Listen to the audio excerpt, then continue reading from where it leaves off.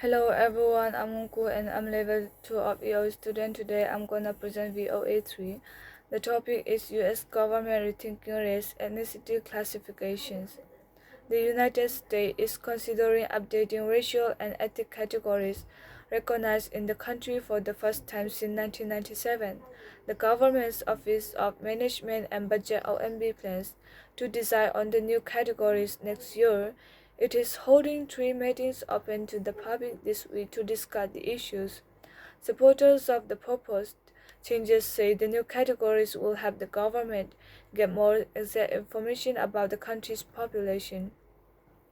The changes will create a new category for people of Middle Eastern and North African ancestry, also known by the acronym MENA. They are now classified as white, but say they have been undercounted. Another change will combine questions about race and ethnicity into one. With the changes, the government will try to get more detailed answers by asking about country of origin. Besides helping to give a picture of the U.S. population, the categories are used to enforce civil rights, voting rights, and employment discrimination laws. The U.S. Census Bureau studies the population. It carries out a count every 10 years and collects other information about the country's people. The study includes questions about race and ethnicity and must follow OMB definitions of such.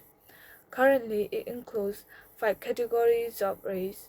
They include white, black, or African American, American Indian or Alaska Native, Asian, and Native Hawaiian or other Pacific Islander.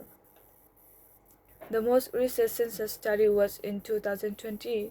The Census Bureau website states that the categories generally reflect a social definition of race recognized in this country, and then the agency notes that people may choose to report more than one race to indicate their racial mixture.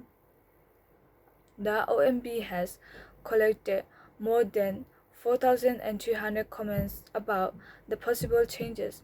Shalini Parekh wrote that she wants a way for South Asian people to identify themselves differently than Asians from places like China or Japan.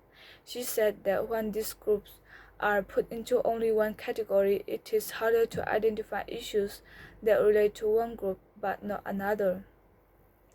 Naeem Way said he is tired of people mixing the terms African American and black.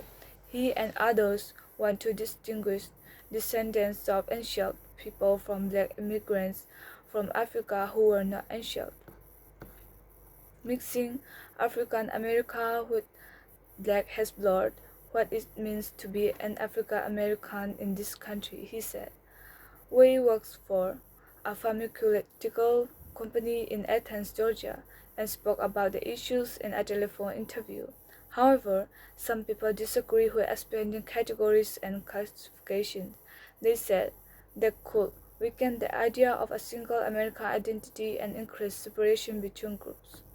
By creating and defending subnational identities, the government further contributes to the decline of one national American identity, wrote Mike Gonzalez, an expert at the Heritage Foundation, a research and education group based in Washington, D.C. He commented on the OMB webpage, seeking public opinions on the proposed changes. Brian Haskins is a retired government worker from Lansing, Michigan. He suggests the U.S. stop using racial and ethnic identifications. Haskins says the practice supports the continuation of deeply rooted unjust social systems and ideas. Instead, he said, people should be able to identify themselves as they wish. You need to search for the truth, not just stay with the old categories, because someone decided that is what we decided, Haskins said. But how the Merua thinks that having more categories could be helpful. She described herself as a 73-year-old Arab American woman. When I go to the doctor's office, I do not feel they have the information necessary to understand my medical history or my culture, she said.